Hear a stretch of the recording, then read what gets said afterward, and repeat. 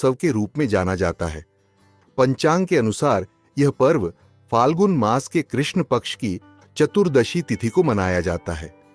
Gregorian calendar के आधार पर देखा जाए तो वर्ष 2025 में महाशिवरात्रि का आयोजन प्रायः 26 फरवरी 2025 बुधवार को संपन्न होगा। यद्यपि किसी भी तिथि की पुष्टि को लेकर अलग अलग क्षेत्रों में पंचांगीय भेद हो सकता है, परंतु सामान्यतः इसी दिन शिवरात्रि मनाई जाएगी। प्रातःकाल से देर रात तक इस दिन श्रद्धालुओं का सैलाब मंदिरों में उमड़ता है, जहां भगवान शिव का रुद्राभिषेक, रात्रि जागरण, भजन कीर्तन और विविध अनुष्ठान होते हैं। इस पर्व में शिव की महिमा का गुणगान, शिवलिंग पर जल, दूध, दही, शहद और बेलपत्र चढ़ाकर किए जाने वाले अभिषेक और ओम नमः शिवाय मंत्र के सामूहिक जाप का विशेष महत्व माना जाता है। शिव के प्रति जनसामान्य में व्यापक सम्मान और श्रद्धा का कारण उनकी लोकधर्मिता है। शिव का रूप कहीं औघड़दानी है तो कहीं नटराज के भव्य रूप में उनका सार्वभौमिक नृत्य दिखाई पड़ता है। वे अत्यंत सरल हृदय होने के साथ साथ अद्वितीय महिमा वाले देवता हैं, जिनका स्वरूप आध्यात्मिक चेतना का सबसे गहन प्रतीक माना जाता है। महाशिवरात्रि वह रात है जिसमें प्रकृति और परमात्मा का संगम होता है, जहां भक्तों को अपनी साधना और भक्ति के माध्यम से शिव तत्व का बोध करने का सुगम मार्ग मिलता है। शिव स्वयं निराकार भी हैं और साकार भी। शिवलिंग के रूप में उनकी पूजा पूरे भारत में प्रचलित है। ऐसी मान्यता है कि शिवलिंग की प्रतिष्ठा भगवान शिव के अनादि अनंत स्वरूप का प्रतीक है, जिसे सीमाओं में बांधना संभव नहीं है। शैव मत और अन्य हिंदू परंपराओं में महाशिवरात्रि मनाए जाने के पीछे कई कथाएं प्रसिद्ध हैं। पहली मान्यता यह है कि इसी पावन रात्रि को भगवान शिव और माता पार्वती का विवाह संपन्न हुआ था। शिव ने सती के त्याग के बाद जगत से विरक्त होकर कठोर तप में लीन होने का मार्ग चुना, लेकिन पार्वती ने जन्म लेकर अत्यंत घोर तपस्या की और शिव को पति रूप में पाने का संकल्प लिया। पार्वती की निष्ठा और समर्पण से प्रसन्न होकर शिव ने उन्हें वरण किया और फाल्गुन कृष्ण चतुर्दशी की उस अलौकिक रात्रि में दोनों का विवाह हुआ। इसी कारण महाशिवरात्रि को शिव पार्वती के महामिलन का उत्सव भी कहा जाता है, जहां प्रकृति, पार्वती और परम चेतना शिव का पावन सामंजस्य दिखाई पड़ता है। एक दूसरी लोकप्रिय कथा समुद्र मंथन से जुड़ी है। देवताओं और दानवों ने अमृत निकालने के लिए क्षीर सागर का मंथन किया था, जिसमें अनेक मूल्यवान रत्नों के साथ साथ भयानक हलाहल विष भी निकला। यह विष इतना प्रचंड था कि समस्त सृष्टि के विनाश का कारण बन सकता था। तब भगवान शिव ने संसार की रक्षा के लिए उस विष को अपने कंठ में धारण कर लिया, जिसके परिणाम स्वरूप उनका कंठ नीला पड़ गया और वे नीलकंठ कहलाए। इसे शिव का परोपकार और उदार हृदय का प्रमाण माना जाता है। किंवदंती है कि विष धारण करने की यह दिव्य लीला महाशिवरात्रि की पावन रात्रि में ही संपन्न हुई थी। अतः इस दिन को शिव की करुणा और त्याग का स्मरण करते हुए बड़े ही आदर और भक्ति से मनाया जाता है। तीसरी धारणा यह भी है कि महाशिवरात्रि की रात को ही शिवलिंग का प्राकट्य हुआ था, अर्थात अनादि अनंत अग्निस्तंभ के रूप में शिव ने स्वयं को प्रकट किया, जिसके ओर छोर को ब्रह्मा और विष्णु भी न देख पाए। यह प्रमाणित करता है कि शिव संपूर्ण विश्व की परम चेतना है, जो किसी एक रूप में बंधे हुए नहीं है। शिवलिंग इसी निराकार से साकार की प्रतीकात्मक अभिव्यक्ति है, जिसकी पूजा का विशेष विधान महाशिवरात्रि पर किया जाता है। इस महान रात्रि को शिव तत्व सघन रूप में प्रकट होता है, जिसके कारण इसे शिव की महाशिवरात्रि कहा गया है। कई भक्त इस पर्व को व्रत, उपवास और रात्रि जागरण के रूप में मनाते हैं। पारंपरिक रूप से महाशिवरात्रि के दिन प्रातःकाल स्नानादि से निवृत्त होकर साफ सुथरे वस्त्र धारण किए जाते हैं और लोग पूरे दिन उपवास रखते हैं। कुछ भक्त फलाहार या दुग्धाहार करते हैं तो कुछ लोग निर्जल व्रत भी रखते हैं। मंदिरों में शिवलिंग का अभिषेक पंचामृत से किया जाता है, जिसमें दूध, दही, घी, शहद और शक्कर सम्मिलित होते हैं। इसी प्रकार बिल्वपत्र, धतूरा, भांग, चंदन, अक्षत आदि पूजन सामग्री के रूप में चढ़ाई जाती है।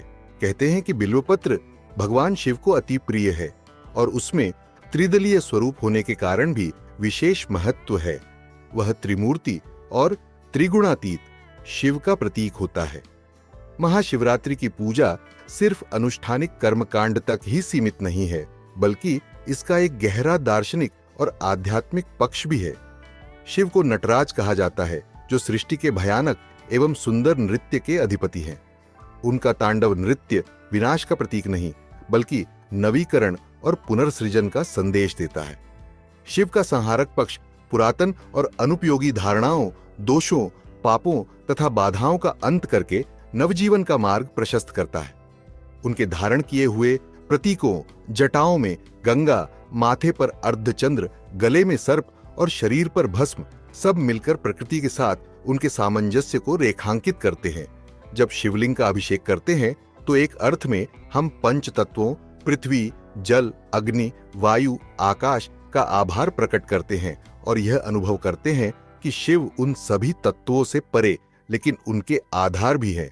ओम नमः शिवाय मंत्र इन 5 तत्वों को समेटने वाला पंचाक्षरी मंत्र कहलाता है, जिसके जाप से भक्त अपने भीतर की चेतना को जागृत करता है और एक गहन आध्यात्मिक शांति का अनुभव करता है। महाशिवरात्रि की रात्रि इस साधना में संलग्न रहने का बेहतरीन अवसर होती है, क्योंकि यह रात ऊर्जा और सूक्ष्म जगत की दृष्टि से अत्यंत फलदायी मानी जाती है।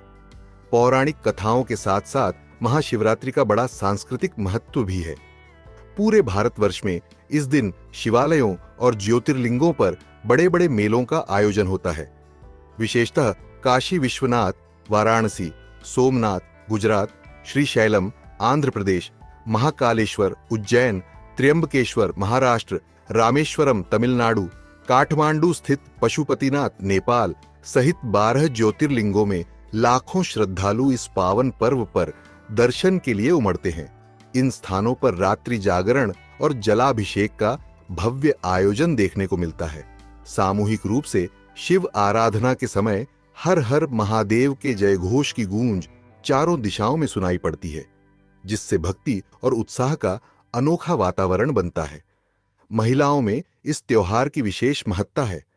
शिव पार्वती का विवाह इस बात का प्रतीक है कि ईश्वर और प्रकृति का मिलन, सत्य और शक्ति का एक दूसरे के बिना अधूरा होना जीवन के संतुलन की ओर संकेत करता है।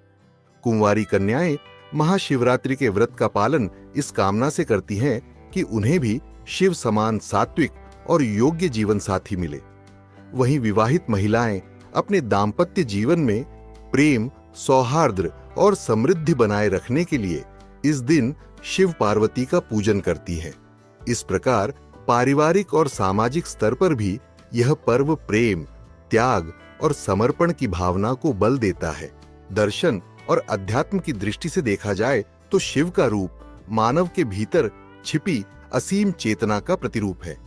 महाशिवरात्रि आत्मचिंतन और ध्यान के लिए उत्तम समय माना जाता है। योग और तंत्र साधना करने वाले साधक इस दिन या रात को विशेष ध्यान, प्राणायाम और जाप करके अपनी कुंडलिनी शक्ति को जागृत करने का प्रयास करते हैं। शिव ध्यान में लीन होने से चित्त में निर्मलता आती है। क्रोध, लोभ, मोह जैसी नकारात्मक वृत्तियां नियंत्रित होने लगती हैं और जीवन में एक नई ऊर्जा का संचार होता है। शिव संहार से भी जुड़े हुए हैं, परंतु उनका संहार रचनात्मक होता है। वह पुरानी और अनुपयोगी संरचनाओं को तोड़कर एक नए सृजन का मार्ग तैयार करता है। समुद्र मंथन की कहानी प्रतीक है कि जीवन में जब कठिनाइयां आती हैं तो हमें भागने की बजाय उनका सामना करना चाहिए।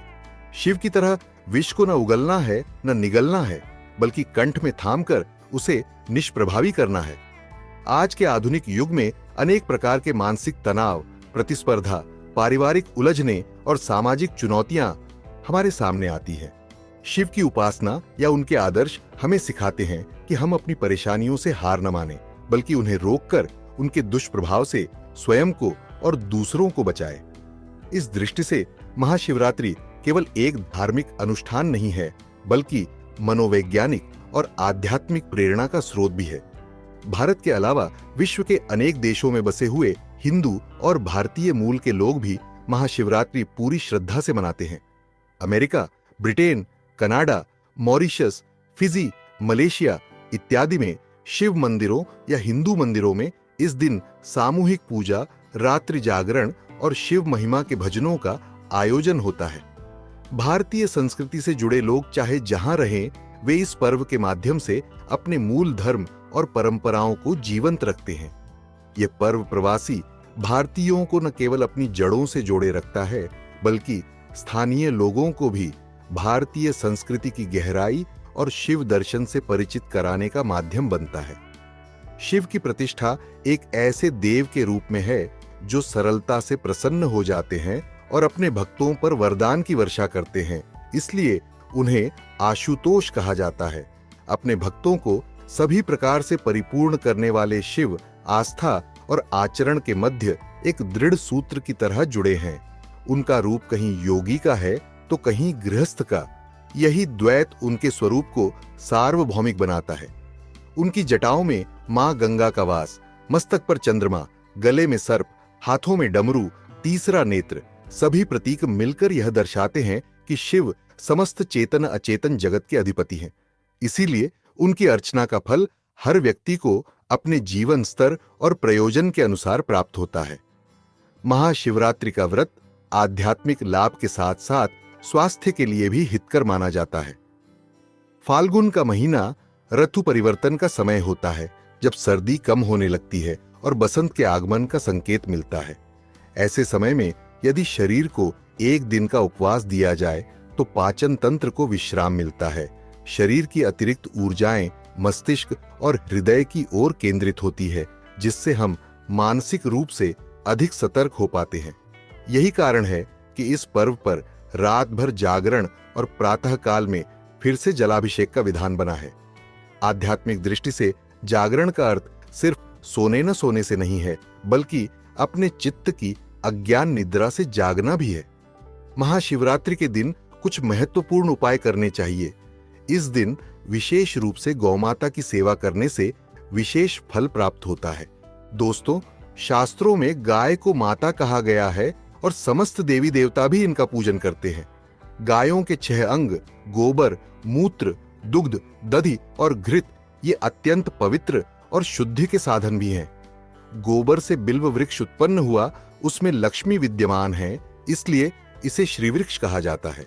गोबर से ही कमल के बीज उत्पन्न हुए हैं। गोमूत्र से गुग्गुल की उत्पत्ति हुई है, जो देखने में प्रिय और सुगंध युक्त है, जो सभी देवों का आहार है। संसार में मूलभूत गोदुग्ध से उत्पन्न है। सभी मांगलिक पदार्थ दही से उत्पन्न है। घी से अमृत उत्पन्न होता है, जो देवों की तृप्ति का साधन है। गाय से ही यज्ञ प्रवृत्त होता है। गौ माता के शरीर में 33 कोटि देवी देवताओं का निवास होता है। गाय एक अत्यंत पवित्र, निर्मल, शांत, अत्यंत पवित्र, निर्मल, शांत, निष्पाप जीव है। ऋग्वेद में इसे संसार का पालन पोषण करने वाली कामधेनु माता कहा गया है। इसके दर्शन मात्र से मनुष्य के हजारों पाप नष्ट हो जाते हैं। इसीलिए कभी इस निष्पाप गौ माता पर अत्याचार नहीं करना चाहिए। गाय को कभी मारना नहीं चाहिए और कभी उन्हें कष्ट नहीं देने चाहिए। गाय को मारना शास्त्रों में सबसे बड़ा पाप माना गया है। जो मनुष्य गाय की निस्वार्थ भाव से सेवा करेगा, वह सुख समृद्धि प्राप्त करेगा। जो स्त्री रसोई में बनी पहली रोटी गौ माता को खिलाएगी, वह सदा सुहागिन और सौभाग्यशाली रहेगी। जो लोग अपने घर में गाय से प्राप्त पंचगव्य को घर में रखेगा, उसके घर में कभी दुख दरिद्रता नहीं आएगी। जो व्यक्ति प्रतिदिन किसी न किसी तरह से गौ माता की सेवा करता है, वह सबसे अधिक पुण्यवान बन जाता है। शास्त्रों में गौ माता को मां लक्ष्मी का रूप माना गया है, इसीलिए उनकी पूजा करने से दरिद्रता दूर होती है। प्राचीन काल से ही गौ माता की सेवा और संरक्षण करने की परंपरा चली आ रही है। कई ऋषि मुनि अपनी कुटिया में गायों का पालन करते थे तथा राजा महाराज गायों का दान करते थे। गायों के दान को सबसे बड़ा दान कहा गया है। गाय का दान करने से सभी जन्मों के पाप नष्ट हो जाते हैं और मनुष्य को मोक्ष की प्राप्ति होती है। गौ माता के दर्शन करना बहुत शुभ होता है। शास्त्र कहते हैं, रोज सुबह गाय के दर्शन होने से पुण्य की प्राप्ति होती है और सुबह गोबर के दर्शन होने से लक्ष्मी की प्राप्ति होती है। अगर किसी महत्वपूर्ण कार्य के लिए जा रहे हैं और अचानक ही गौ माता आपके रास्ते में आ जाती है, तो वह कार्य निश्चित ही सफल हो जाता है। किसी भी यात्रा पर निकलते समय अगर गौ माता के दर्शन हो जाए तो वह यात्रा सुखपूर्वक पूर्ण हो जाती है, इसमें संशय नहीं है।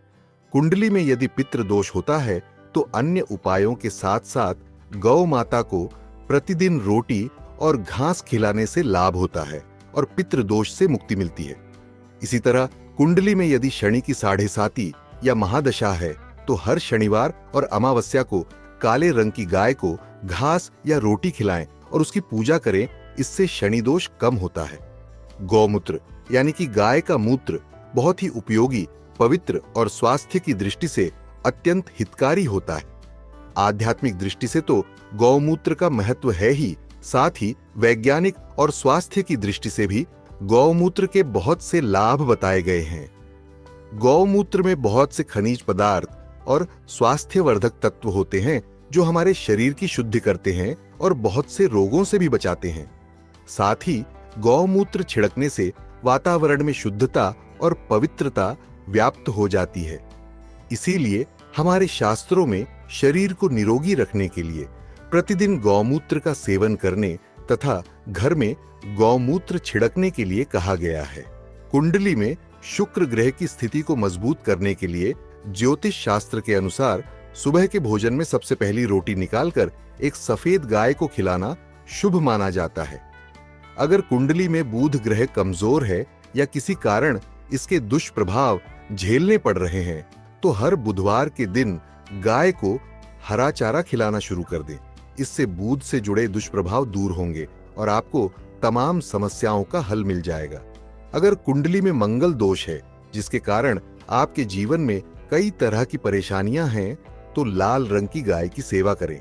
मंगलवार के दिन गाय का पूजन करें और उसे गुड़ और चने आदि खिलाएं। बृहस्पति ग्रह को जीवन के सभी मांगलिक कार्यों का कारक माना जाता है। ऐसे में अगर किसी व्यक्ति के जीवन में विवाह आदि मांगलिक कार्यों में विघ्न निर्माण हो रहे हैं तो उन लोगों को कुंडली में बृहस्पति ग्रह की स्थिति को मजबूत करने के लिए रोटी पर गुड़ और चने रखकर गाय को खिला देना चाहिए। इससे शुभ परिणाम प्राप्त होते हैं। अगर घर में अशांति है, लड़ाई झगड़े होते रहते हैं तो घर में सुख शांति बनाए रखने के लिए घर के अंदर गाय के गोबर से बने उपले को जलाना चाहिए और उसका धुआं संपूर्ण घर में फैलाना चाहिए। इससे घर की नकारात्मक ऊर्जा नष्ट होती है और सकारात्मक ऊर्जा में वृद्धि होती है। गाय के दूध, दही, घी, गोबर और गौमूत्र से बनने वाले मिश्रण को पंचगव्य कहते हैं। पंचगव्य को पापनाशक कहा जाता है और हिंदुओं की एक धार्मिक विधि प्रायश्चित करने में इसका उपयोग किया जाता है। पंचगव्य को बनाने वाली सभी वस्तुएं अत्यंत उपयोगी होती है जो स्वास्थ्य के लिए लाभदायक तो है ही, साथ ही औषधीय गुणों से भी भरपूर है। अगर द्वार पर गौ माता आती है तो उसे बिना रोटी खिलाए जाने मत देना, नहीं तो दुर्भाग्य का सामना करना पड़ेगा, क्योंकि जिसके द्वार से गाय बिना कुछ प्राप्त किए लौट जाती है उसके घर से लक्ष्मी भी चली जाती है। प्रत्येक स्त्री को प्रतिदिन गाय के लिए एक रोटी बनानी चाहिए और प्रेम से गौ माता को खिलानी चाहिए। इससे गौ माता का आशीर्वाद प्राप्त होता है और मन की इच्छाएं पूर्ण होती है। कुछ लोग गौ माता को बासी भोजन अथवा जूठन खिला देते हैं, इसे शास्त्रों में पाप माना गया है। आप किसी अन्य पशु को खिला सकते हैं लेकिन गाय को कभी जूठन नहीं खिलाना चाहिए। भूख लगने के कारण गौ माता उस अन्न को ग्रहण तो कर लेती है लेकिन इसका पाप उस व्यक्ति को लगता है जो गौ माता को ऐसा बासी भोजन खिलाता है। गाय एक शाकाहारी और पवित्र पशु है, इसीलिए गाय के भोजन में कभी मांस, अंडे आदि चीजें नहीं डालनी चाहिए। ऐसा करने से महापाप लगता है। यदि कुंडली में चंद्र दोष है और जिसके कारण लगातार परेशानी उठानी पड़ रही है तो रोटी पर सफेद मक्खन, नमक और घी लगाकर गौ माता को खिला दे। यदि शनि दोष है तो आटे में थोड़े काले तिल मिलाकर रोटी बनाकर गौ माता को खिला दे, इससे शनि दोष समाप्त होता है। मंगल दोष को दूर करने के लिए रोटी पर हल्दी लगाकर गाय को खिलाना चाहिए। अगर घर में धन की समस्या है तो गुरुवार के दिन गाय को केले का फल खिलाना चाहिए, इससे दरिद्रता दूर होती है। गौ माता के पीठ पर एक उभरा हुआ कुबड़ होता है। उस कुबड़ में सूर्य केतु नाड़ी होती है। जब भी द्वार पर गौ माता पधारे तो इस कुबड़ को एक बार जरूर स्पर्श करे। इससे जीवन से सभी रोगों का अंत होगा और धन संपत्ति की प्राप्ति होगी। शास्त्रों में कहा गया है, जो मनुष्य तन मन धन से गौ माता की सेवा करता है, वह मृत्यु के बाद वैतरणी नदी को गौ माता की पूंछ पकड़कर पार कर लेता है। उस व्यक्ति की अकाल मृत्यु नहीं होती है और उसे मोक्ष की प्राप्ति होती है। जिस व्यक्ति के भाग्य की रेखा सोई हुई है, अगर वह व्यक्ति अपनी हथेली पर गुड़ रखकर गौ माता की जीभ से चटाता है तो उसकी सोई हुई भाग्य रेखा खुल जाती है और उसका दुर्भाग्य सौभाग्य में परिवर्तित हो जाता है। उम्मीद है जानकारी पसंद आई होगी। वीडियो को लाइक जरूर करें, कमेंट में हर हर महादेव अवश्य लिखें।